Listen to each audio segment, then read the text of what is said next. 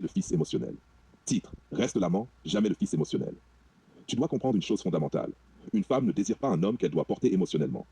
Dès l'instant où tu deviens son refuge psychologique permanent, son confident plaintif, son soutien sans colonne vertébrale, tu glisses, tu ne montes pas, tu descends. Un amant attire, un fils émotionnel rassure. Et ce sont deux rôles incompatibles. L'amant est choisi, le fils émotionnel est toléré.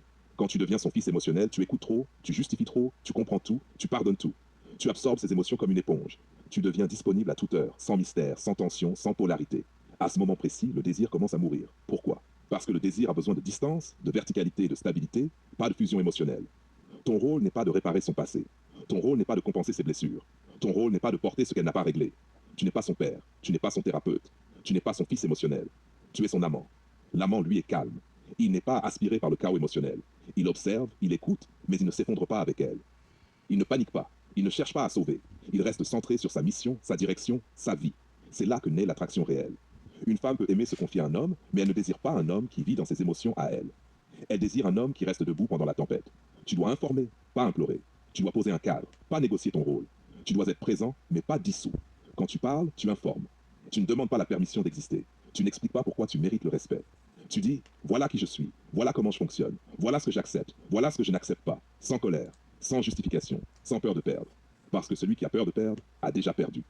Rester l'amant, c'est aussi accepter une vérité dure. Si elle part, d'autres viendront.